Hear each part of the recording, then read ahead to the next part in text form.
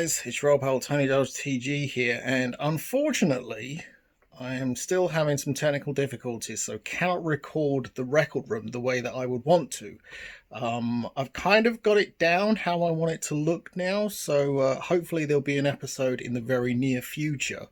And for those of you that are pledges over on Patreon, there will be a brand new podcast for you this week, but it will be a special 45 Friday edition of the podcast where I bust out some killer 45s that I've been listening to and I'm just a big fan of. So in lieu of doing a proper full video, I thought, seeing as how you guys enjoyed the last video where I showed you some of my soundtracks on vinyl, I figured I would show you some of my non-soundtracks on vinyl and also give you a quick look at my cassette collection as well. So let's do that. So taking a look here, this is part of my cassette collection. Now, when I had this cabinet or unit built, this was actually built for me by kind of a family friend, and yes, I am a fan of Detective Pikachu.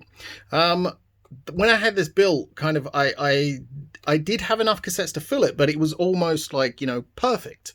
Since that time, though, I have accrued many, many more cassettes, and I'm not quite sure how many are actually in here, but we can take a look through here. There's some pretty cool things here that I'm very stoked I managed to get on cassette. This is the John Carpenter album cassette collection that was available. I think it was on his tour, and also they did some on his web shop as well. This actually came, I picked this up at one of his shows in Manchester. We can see some Fife cassettes there, or Fife cassettes, which I've talked about before. This is great music. This here is one of my prized possessions. This is actually you can see it there, Emperor Wrath of the Tyrant. This is actually an original Emperor demo. This is I believe the third pressing, or the third, you know, recording, but that is actually an original Emperor demo, not a reissue. And I got that from a former member of the band, so I know it's pretty good. Drive, obviously I'm a huge fan of Drive. Also, one of my favorite scores there, Wojciech Kilar's Dracula, Devil's Wishes. This is just great, kind of like audio doom erotica. It's so good. What have we got here? Obviously the obligatory, gotta have some Doctor Hook. Ghostbusters 2. I actually picked that up in the US somewhere. I can't exactly remember where it was. Huntington Beach, maybe? I got that for about, I think it was like $1 or something, which was a great pickup. Green Lung, a UK kind of doom stoner band, and this is their Woodland Rights album. And the album actually had different artwork on cassette, and the picture was taken by, I think the Instagram account is Light Witch, and you should follow them if you're not. It's really good stuff.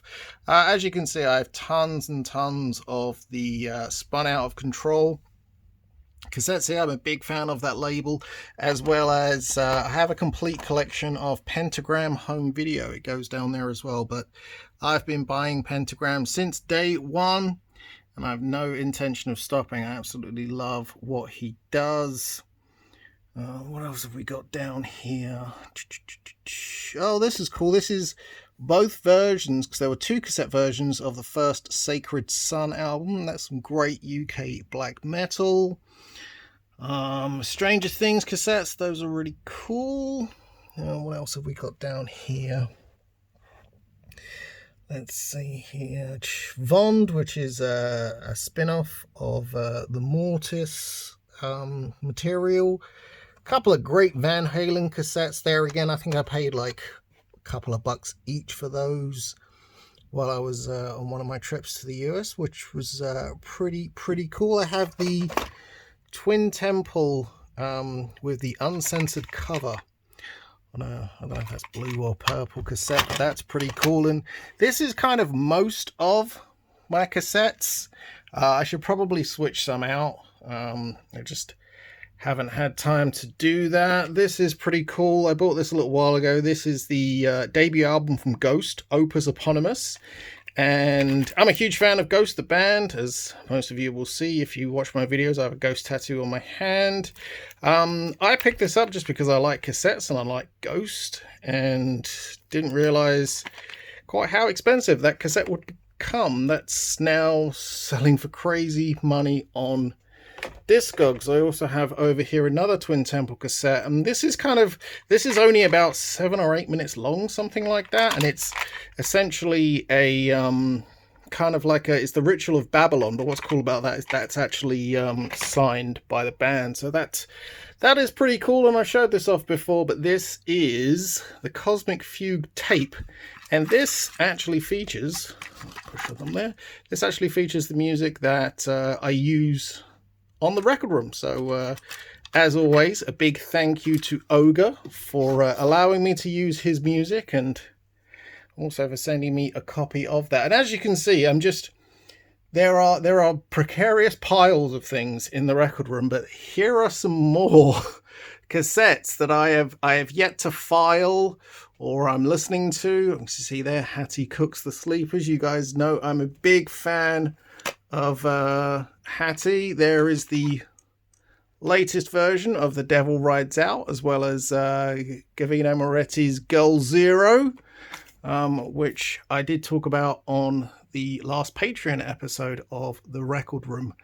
But yeah, there are cassettes all over the place in the record room, but let's get into some vinyl. Alright, so if you watched the other video of my collection, you'll know that I have a fairly extensive soundtracks on vinyl collection.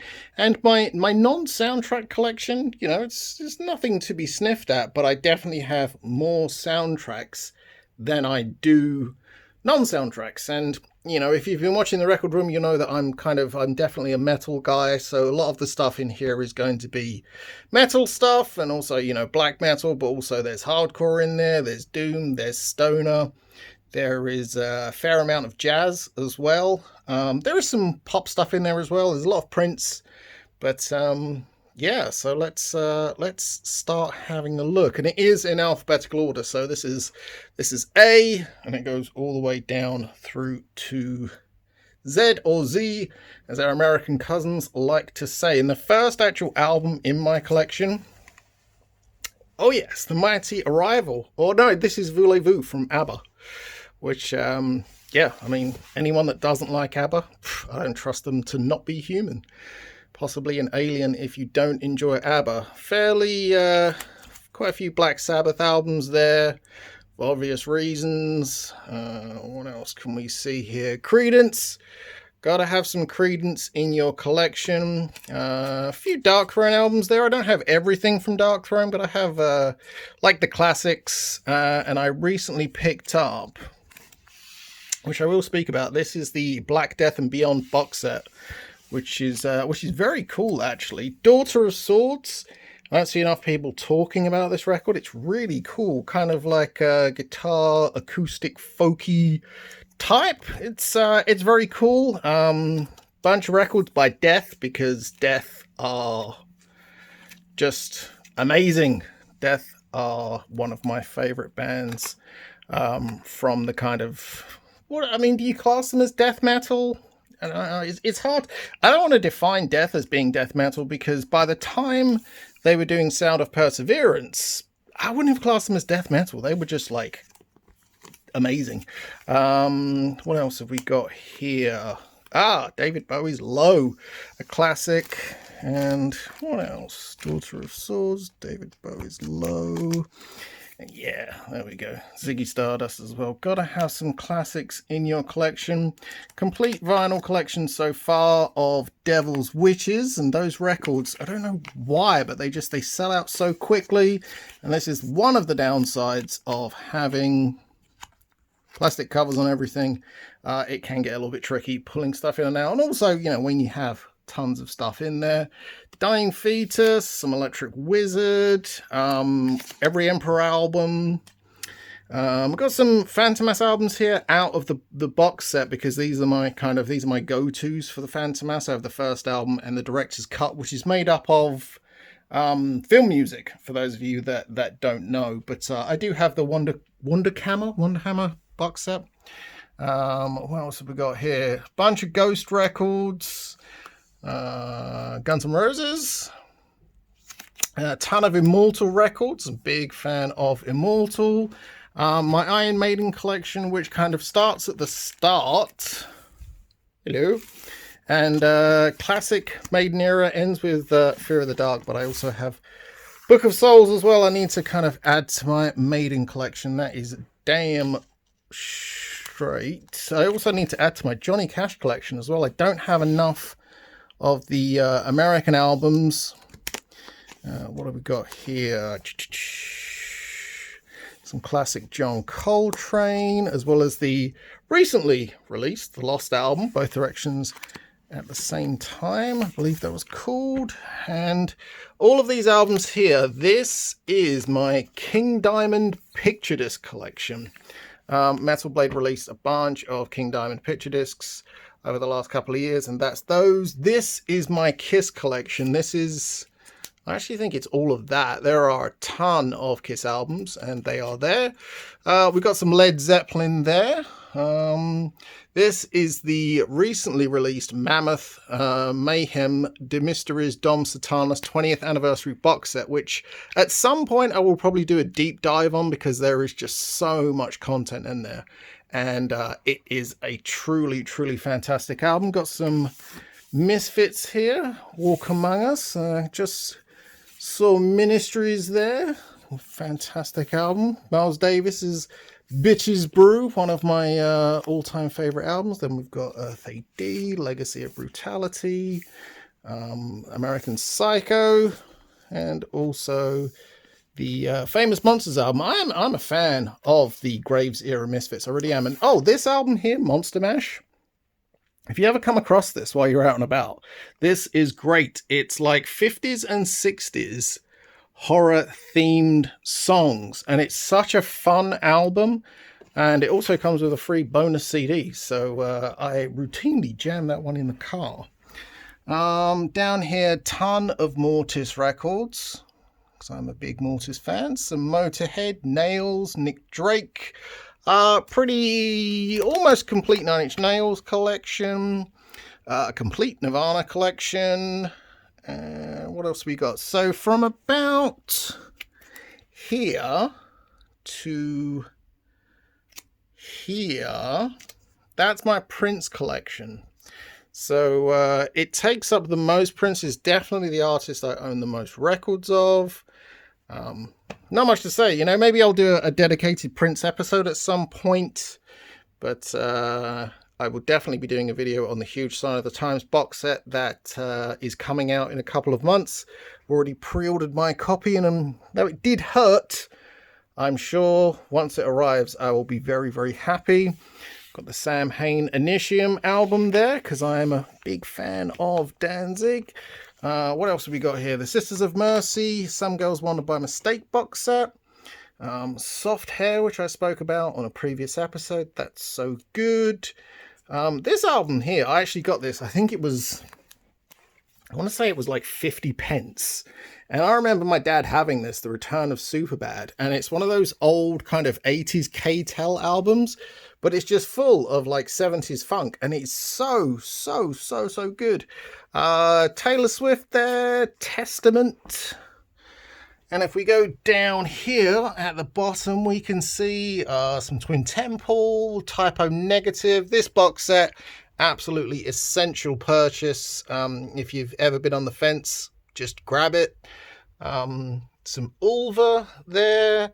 And that's pretty much, this is where it kind of finishes alphabetically. And then I have a bunch of random work albums here. And in this section, this is kind of unusual. This entire block of albums here, this was actually gifted to me by the author Andrew Cartmel, who's the guy behind the fantastic Vinyl Detective series. I discovered his series of novels, and then I ended up interviewing him, and we had a great time and kind of became friendly. And he was getting rid of a bunch of stuff, and he asked if I knew anyone that would be interested, and I said, yeah, I'd love, I'll definitely have some of those. And I ended up going to visit him at his home, and he gifted me with all of these, which was very, very cool. And I will show these because I am very proud of it. So all of this here, this is a bunch of the Golgo 13 soundtrack, because I haven't really spoken about it, but the Tiger Lab vinyl label, I am one part of the label. So the label is run by two guys, and I am one of them. So this is my stock, or my copies of the Golgo 13 album. And I won't show you what's here, because this is what's actually coming up on the next episode of the Record Room, when I finally have time and I'm able to get everything looking shipshape and proper. And finally, I'll just finish with this, because this is it takes up a lot of space, and I am proud and happy because I've played a part in all of these records. But what you can see here, and I'll just go back a little bit, that section there, that Kallax that's pretty full now, that's actually my test pressing collection, and more importantly, that's my work test pressing collection. So each album in here, I played a part in making. As my day job, I am the head of vinyl production for Lakeshore Records, the soundtrack label behind Stranger Things, Drive, The Walking Dead, etc., etc. So all of these records, I actually played a part in making. And this, what have we got here? Let's see. Randy Newman, Nomen Baumbach. So that would have been Marriage Story, maybe. Carter Burwell's Morning Show. Let's go up here. They're not really in any order. Midnight Sun, which was the Bella Thorne record. Some really great instrumental stuff on there by Nate Walcott. John Murphy's Les Mis, fantastic score that I think got overlooked. Jeff Barrow and Ben Salisbury's score for Loose, another fantastic score. And Jeff Russo's Umbrella Academy, and that might look a little bit different because it was actually a picture disc. And picture disc test presses do actually come on blank picture discs as well, so you can see what they look like. But there you go. That was a look at my non-soundtrack record collection. If you like this video and you're not already subscribed, please consider giving the Record Room a subscribe. And why not hit that big thumbs up on the way out.